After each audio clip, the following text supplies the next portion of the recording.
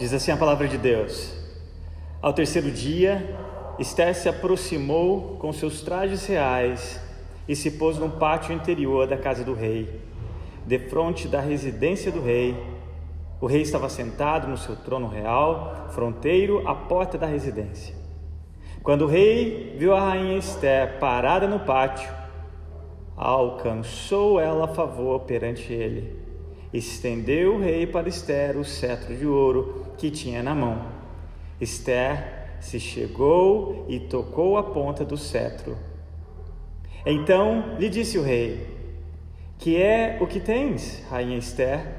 Ou qual é a tua petição? Até metade do reino se te dará. Respondeu Ester: Se bem te parecer, venha o rei e Amã hoje ao banquete que eu preparei ao rei. Então disse o rei: Fazei apressar a Amã, para que atendamos ao que Ester deseja. Vindo, pois, o rei e Amã ao banquete que Ester havia preparado, disse o rei a Ester no banquete do vinho: Qual é a tua petição? E se te dará. Que desejas? Cumprir-se-á, ainda que seja metade do reino. Então respondeu Ester e disse: Minha petição e desejo são o seguinte: se achei favor perante o rei, e se bem parecer ao rei conceder minha petição e cumprir o meu desejo, venha o rei com Amã ao banquete que lhes hei de preparar amanhã, e então farei segundo o rei me concede. Até aí.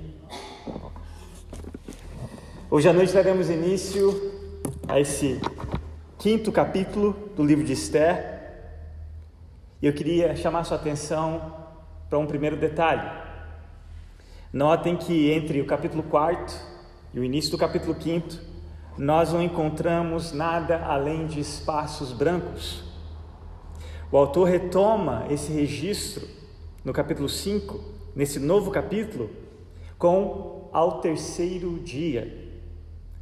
E é interessante que nós vemos um tempo, na verdade uma pausa no tempo e no espaço. Sabemos que nessa pausa ao terceiro dia, da última vez que nós ouvimos no capítulo 4, nós sabemos o que esses 3 dias representavam. Não só para o povo, na capital de Suzã, mas para a própria rainha. Ou seja, o povo de Deus jejuou, lamentou, orou durante 3 dias.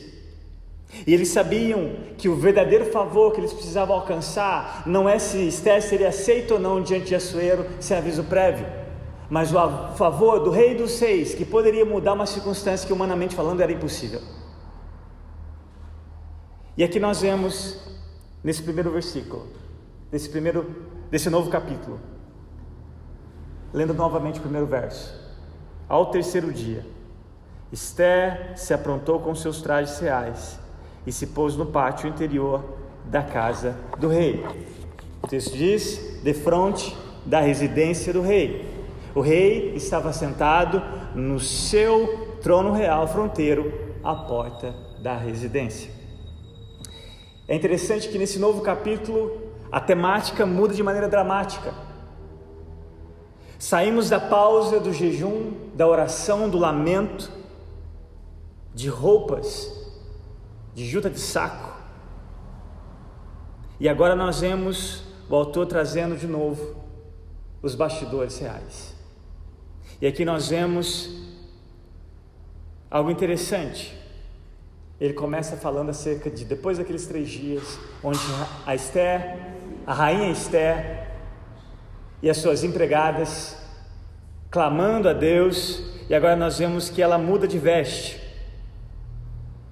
E é interessante que eu fico imaginando na cabeça da rainha de Hadácia, colocando suas vestes reais.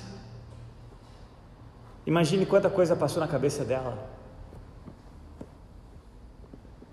Deixamos essa dúvida no ar no final do capítulo 4, daquela discussão entre Mordecai e Ester. Terminamos com aquele pensamento claro de que você e eu somos dispensáveis, que Deus não precisa de você e não precisa de mim. Ele é o Deus Todo-Poderoso. Ele é o Deus Criador e que sustenta todas as coisas, desde o verme do seu latão de lixo até o ser angelical. Ele não precisa de nós. Ele não é servido por mãos humanas, senão ele seria um ídolo e não um Deus. Mas na segunda fala de Mordecai, ele também destaca o privilégio que você tem e que eu tenho, de coparticiparmos dos seus planos e propósitos eternos. Mas imagine no coração daquela jovem, correndo o risco de morte. E aqui o autor vai dizer que agora ela deixa o lamento, o choro, deixa aquela roupa que simbolizava, que deveria simbolizar o estado do seu coração, e agora ela coloca os seus trajes reais, porque ela vai ter que se apresentar diante de Assuero. Mas antes, ela já estava apresentando a sua petição diante do Rei dos Reis, abrindo o seu coração, clamando misericórdia, pedindo socorro e livramento desse rei. E agora ela exerce a sua fé. Orar é necessário, mas não só orar basta. É necessário ação. A fé que não produz obra é morta. E a sua fé, se não te leva a ação, o seu Deus é morto.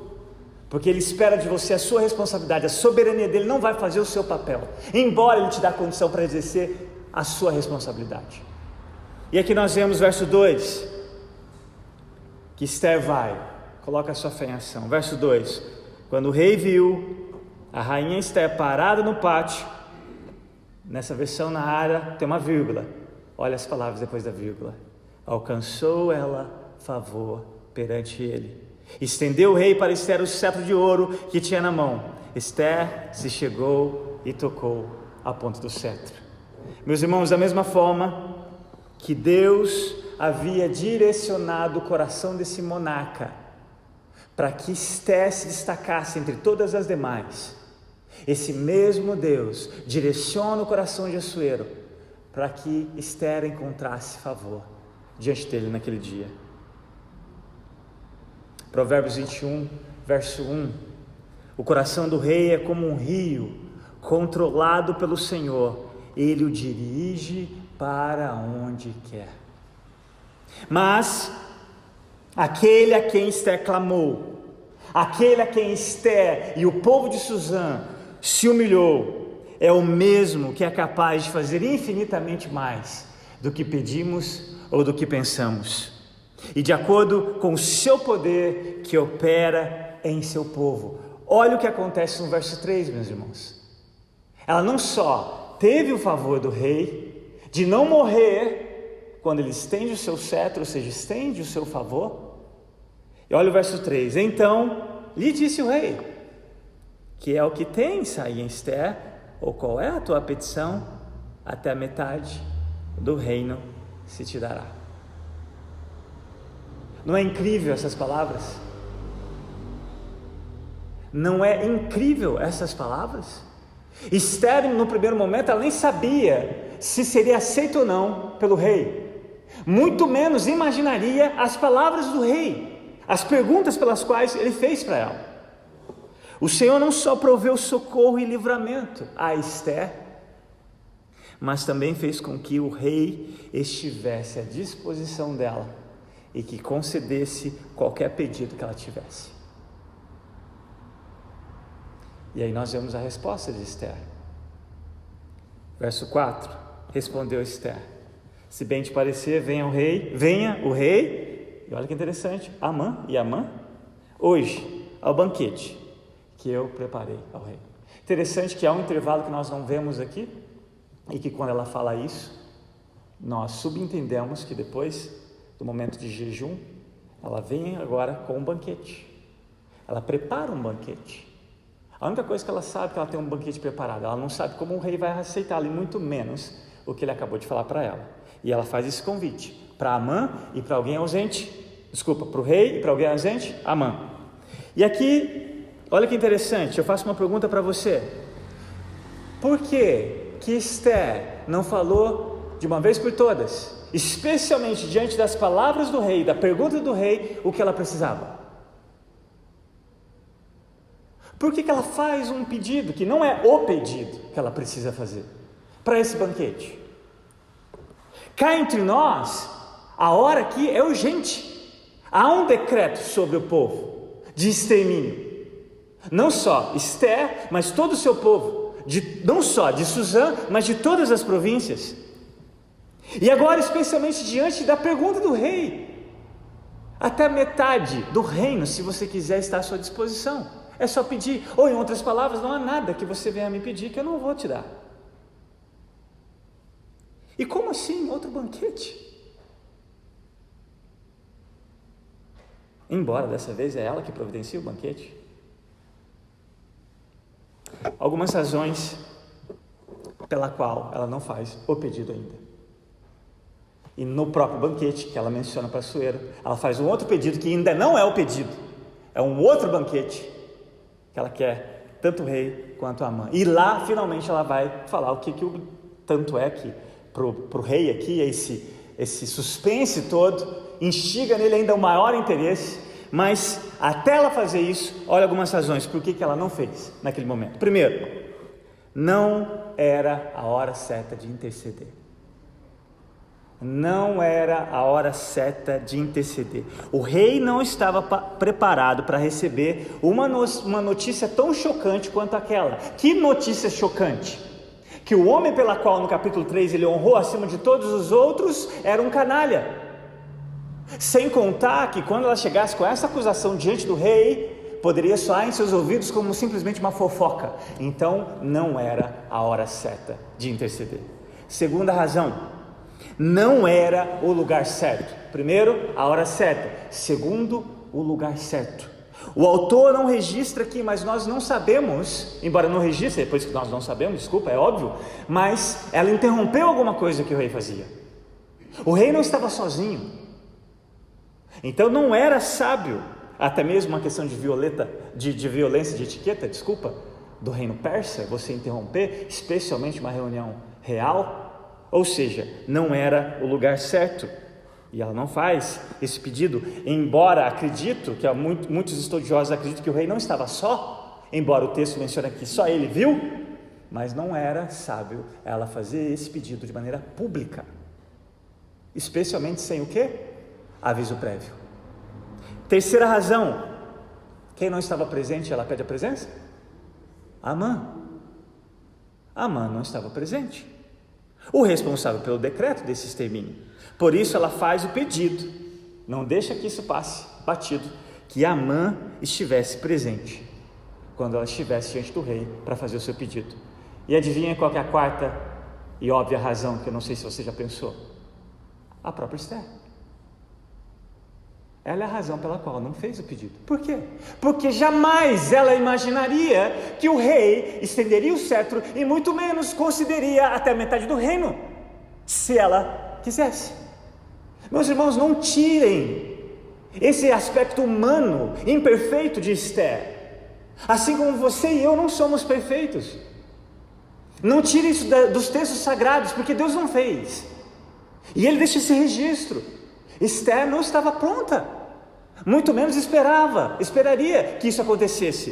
Quantas vezes na sua vida você não ficou surpreso porque Deus respondeu uma oração e foi além do que você havia pedido ou pensado? Você estava esperando que Deus fizesse daquela maneira ou além como Ele costuma fazer? Não, porque nós costumamente aproximamos de Deus desconfiados, com a mente dividida, que nós já vemos isso em Tiago. Nós não cremos o suficiente e graças à sua misericórdia Ele nos atende, a despeito da nossa fé, porque não é mérito nosso sermos atendidos, é mérito de outro que jamais duvidou e intercedeu em nosso favor e permanece intercedendo em seu e em meu favor. E mais tarde nós vamos entender isso ainda mais claro, especialmente na posição de Esther. Então essas 4 razões, vou repetir: não era a hora certa, não era o lugar certo, havia alguém que deveria estar lá e não estava, e por último, a própria Esther. Continuando, o texto nos informa que o rei e Amã finalmente vão a esse primeiro banquete que ela prepara. Você pode ver aí na sua Bíblia, nos versos 5 ao 8, e aí ela faz um outro pedido, que não é o pedido, e finalmente nós vamos ver que Só no capítulo 7, você está no capítulo 5, não é verdade? A gente leu os primeiros 8. Ainda tem o restante do capítulo 5. Ainda tem o capítulo 6, para depois ouvirmos de fato o pedido. Então, uma frase muito comum: cenas para o próximo capítulo, do que vai finalmente sair dos lábios de Esther. Essa intercessão, esse pedido que nós vimos lá no final do capítulo 4, ao qual Mordecai havia orientado. E de novo, agora é um outro aspecto das 4 razões por que ela não fez esse pedido. E de novo, porque nesse banquete ela não faz o pedido. E aqui eu digo o seguinte: porque não era o tempo de Esther, mas era o tempo de Deus. Esther nunca esteve e ainda continua não estando no controle de nada. Ela não fez o pedido naquela noite, porque o maior protagonista dessa história, embora nós não vemos a menção do nome dele, é o próprio Deus. Por que ela não fez? Porque no tempo de Deus, no Kairos de Deus, e não no cronos seu e meu, naquela noite, o mesmo Deus que, como o curso de um rio, direcionou que Assuero aceitasse Hadassa como a substituta rainha, que Assuero estendesse o seu cetro, concedendo-lhe favor, é o mesmo Deus que naquela noite fez com que esse monarca perdesse o sono. E vocês vão entender domingo que vem, se Deus nos permitir, porque ele perde o sono. E naquela mesma noite, meus irmãos, antes desse último banquete, onde finalmente ela vai manifestar o seu desejo, Esther revelaria o que o rei estava, sem dúvidas, ansioso para ouvir. Mas o mesmo Deus que havia direcionado o coração daquele rei, que ouviria o seu pedido, iria fazer algo numa noite anterior. E aí, no dia seguinte, eu já vou adiantar para vocês, Mordecai, assim como Esther, jamais imaginariam que estaria prestes a receber uma honra infinitamente maior do que a humilhação que eles ofereceram diante do Rei dos Reis. Pois a mesma mão poderosa pela qual a sua sobrinha e Mordecai se submeteram estava preparando o lugar de honra aonde ele os colocaria para sua glória e louvor. E aqui eu encerro com algumas aplicações dessa passagem para os nossos corações nessa noite. Como é belo o significado da atitude de Esther ao interceder em favor do seu povo, mediante entre os judeus e Assuero, mesmo correndo o risco de morrer. Como é belo o maior significado. Que significado é esse? Que realidade essa sombra aponta para uma realidade muito maior. Qual é essa realidade? Meus irmãos, nós também necessitamos de um mediador.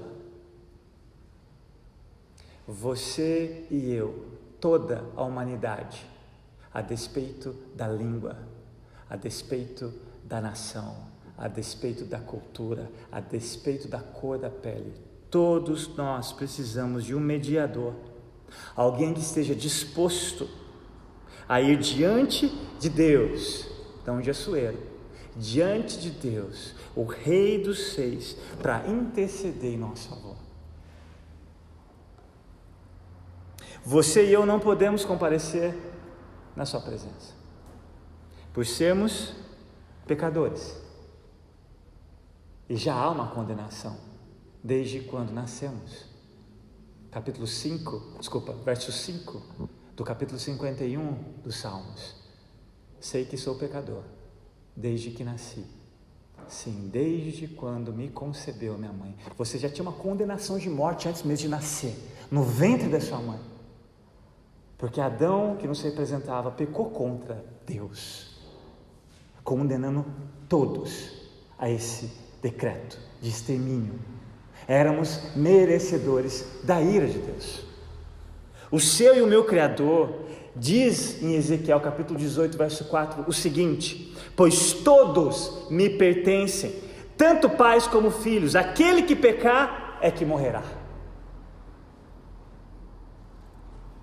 Diante disso, necessitamos de um libertador, não só que nos represente, mas que se identifique conosco e nos substitua como representante. Mas nosso mediador foi ao nosso rei. Ele se apresentou diante do nosso rei, pedindo que a sentença de morte fosse preferida não sobre nós, mas sobre si mesmo. Jesus sabia que sua hora havia chegado. Ele era o único socorro e livramento de toda a humanidade. Não haveria ninguém antes dele e ninguém depois dele. João vai registrar lá no capítulo 12 as suas próprias palavras, nos versos 23 e 27. Olha o que Jesus disse: chegou a hora, o kairós de Deus, o tempo certo, na hora certa, na época certa, no local certo. Chegou a hora de o Filho do Homem ser glorificado. Agora minha alma está angustiada. Acaso devorar? Pai, salva-me desta hora. Mas foi exatamente por esse motivo que eu vim. Esses dias nós celebramos o nascimento da minha sobrinha. Eu já mencionei com vocês quando ela nasceu. E é interessante que o nome dela também é Adassa. Minha irmã, meu cunhado tem sonhos para a Adassa. Todos os pais têm sonhos para os seus filhos, melhores do que eles imaginam. Jamais passou pela cabeça da minha irmã ou do meu cunhado que a Adassa nasceu para morrer.